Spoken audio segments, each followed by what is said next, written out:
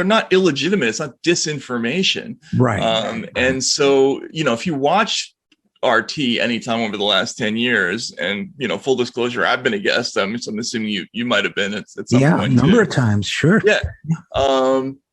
Most of the people on there, I would say, were abjectly left leaning, right? Like sort of openly. Right.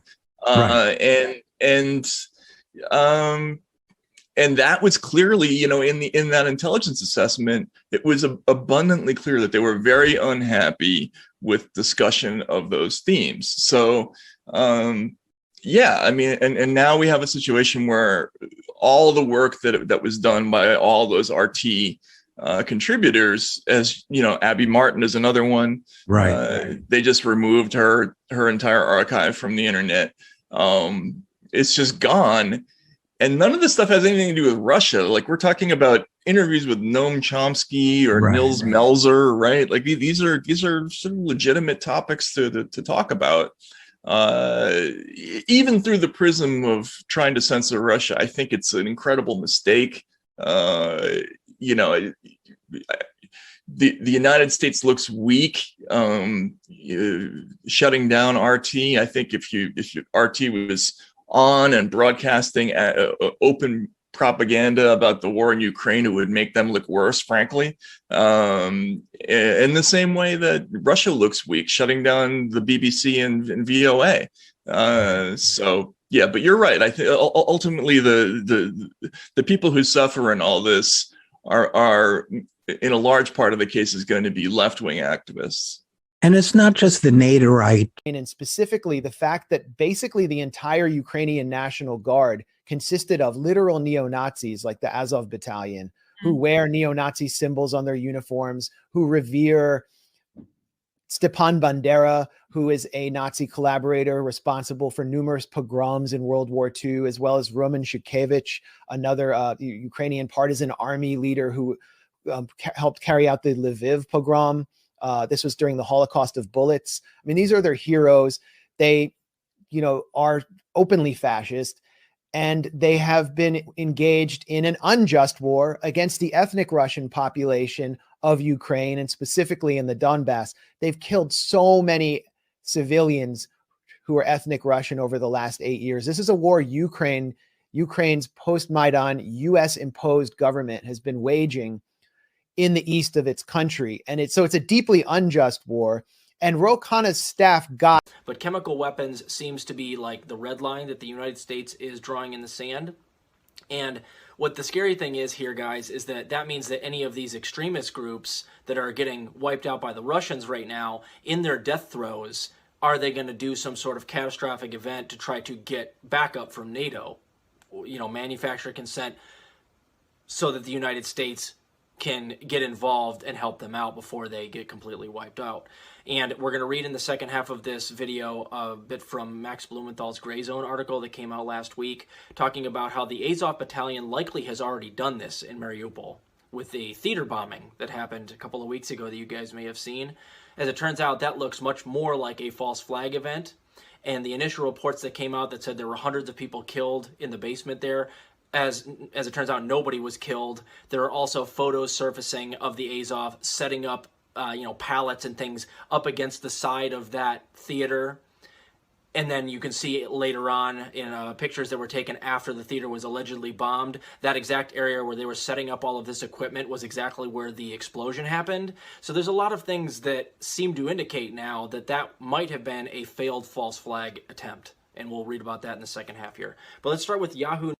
There are some 800 people taking shelter inside the theater. They are cooking something inside. And when the building collapsed, only around 100 people ran away.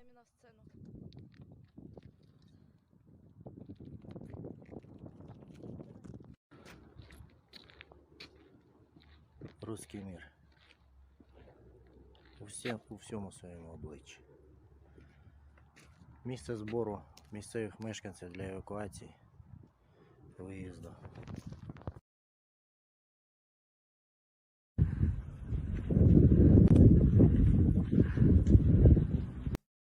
Thought Slime's the biggest example of that, by the way. Biggest example of that.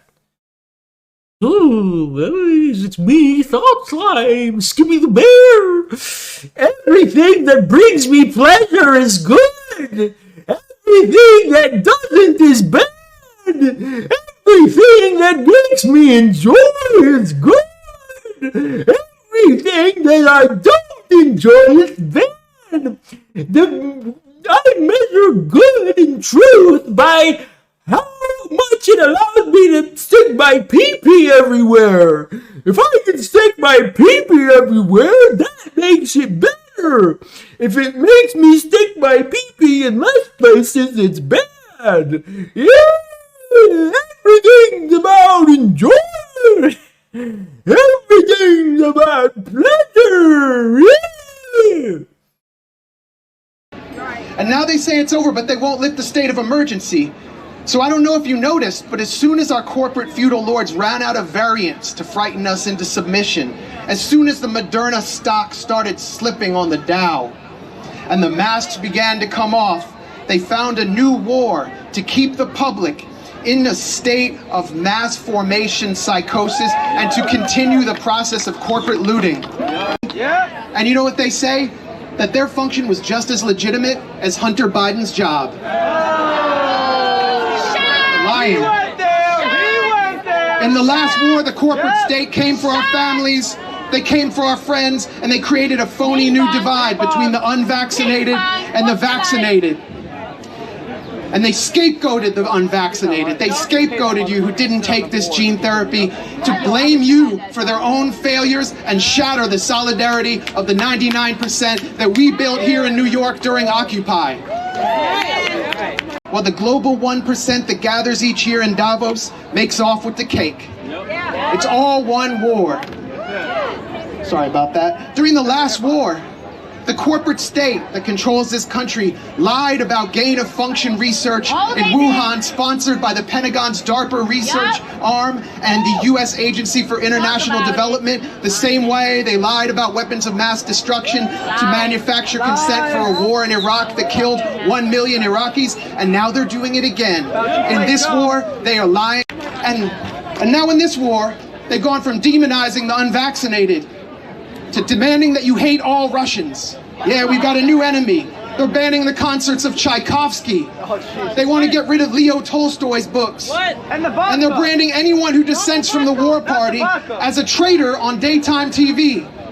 And have you noticed that the people who say that they're the most tolerant, who say they're the most liberal and well-meaning, who are the most hateful and aggressive people under the COVIDian regime, have become the main constituency for World War III. Yeah, they called you an anti-vaxxer, anti-masker, trucker, fascist, Tucker-watching traitor, trucker, fascist, Tucker lover, anti-vaxxer, anti-masker. All their insults just get lost. It all blends into one. The same bullshit. The same war. The same war. And I wish I had a podium here. In the last war. Siamo dalla parte della pace, per cui diciamo no alla vendita di armi all'Ucraina, perché è come mettere benzina sul fuoco, no alle navi che partono con le armi, no a spendere ancora più soldi.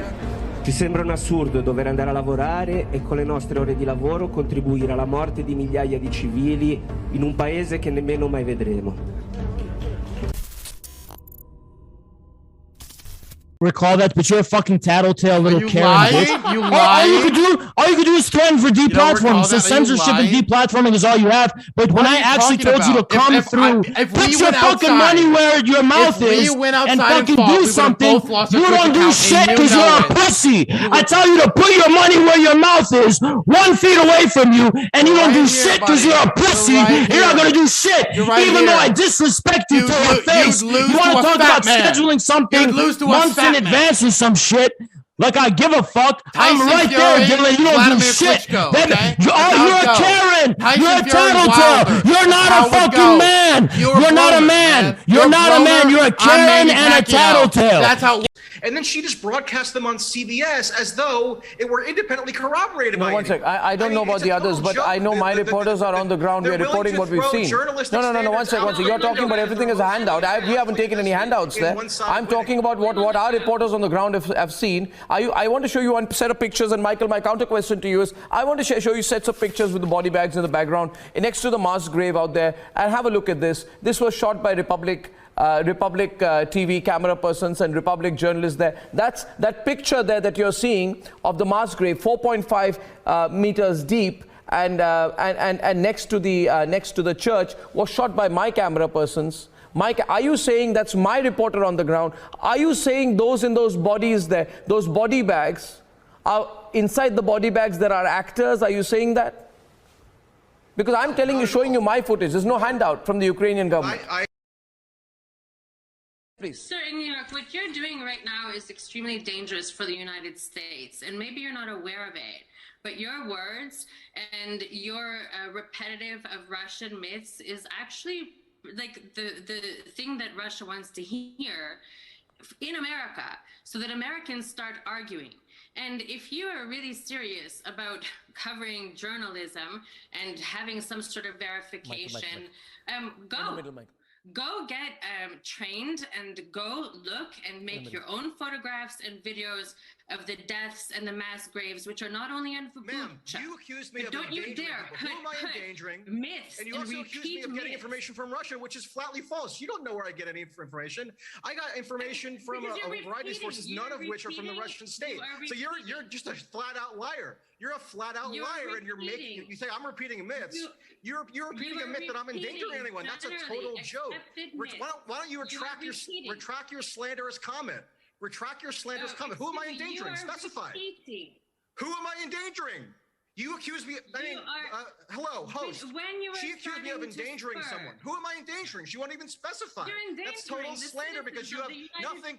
You have nothing substantive to add because all you're doing is this emotional outburst that has no bearing on the facts because you can't process anything with any semblance of rationality. After India, which is common. All major significant countries. Michael, this is important. Michael, this is very important. Michael, this is important. Let me come in, please. Let me come in, please, for a minute. Victor. Then you've got the Snake Island story of 13 soldiers, Ukrainian border guards, who stood up to a Russian battleship and said, to screw off. I mean, they used, harsher language than that. And then they all died fighting. It turned out there were way more than 13 border guards. All of them were captured. None of them defied the Russian warship at all. And they, then were safe and sound as POWs. There was no brave standoff, but this incident was reported in the Washington Post, the New York Times, Military Times as something real. Then you've got something I've been looking at, using kind of open source intelligence.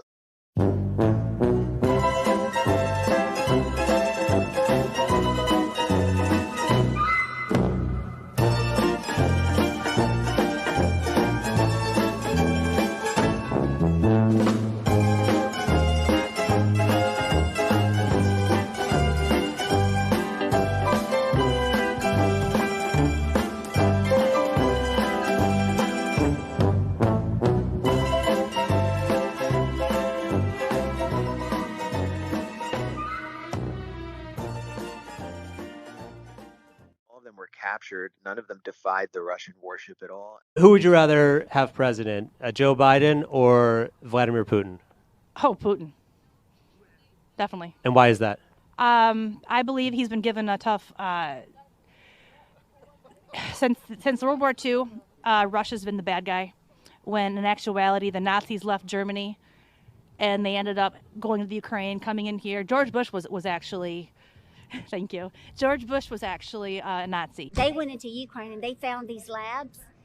They believe that maybe that the deep state is possibly going to use a bioweapon on Russian people. So Trump and Putin right now are the only ones successfully fighting against the deep state. Well, I think as well as Xi too. Oh, Xi Jinping? Mm-hmm. So Xi Jinping is fighting against he's a good guy.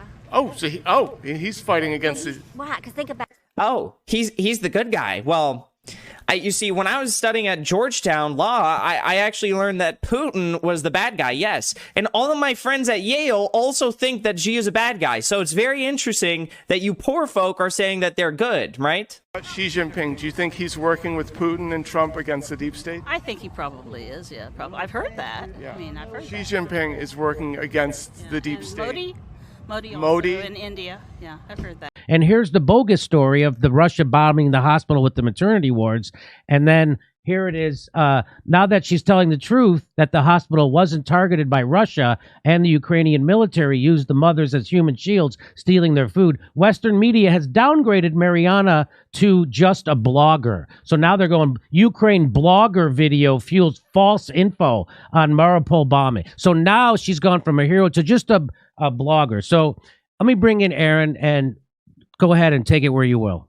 Your point of your article is that these people who considered themselves real lefties and progressives have really handed all their issues and pushed away people who maybe were their natural constituents over to being right-wingers. Because now anybody who questions Big Pharma or Fauci or the government or the COVID narrative is now called a right-winger and a Trumper, and you're pushing them away, just like they did to the truckers. That should have been a moment of organizing for the left. Instead, they pushed them all into another party. And go ahead. I'm sorry. I'll stop talking. Russia right now is being accused of monstrous war crimes in the Kramatorsk station attack. Now, just like with Busha, the Western press is arriving at these conclusions without any investigation, without asking or answering any of the questions that are coming forward surrounding the sketchy, to be like even somewhat fair here. Like, I think they're very, very sketchy. I think the questions and the answers that we're already getting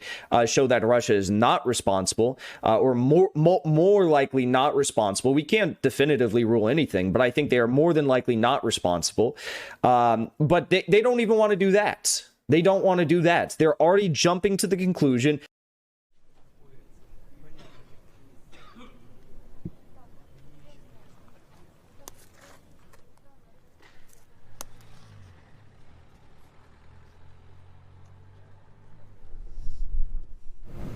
Помню только громкий звук, и начали лететь, не знаю, то ли снаряды, то ли ракеты. Все попадали, и все, кошмар. Все начало гореть сразу. Все люди в панике. Скорой помощи, хаос, давка, люди бежали в разные стороны.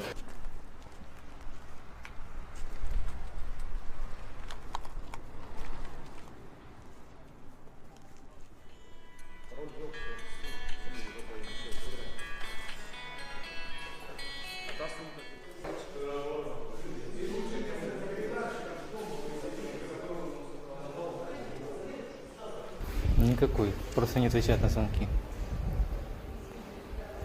Звоню, не берет трубку.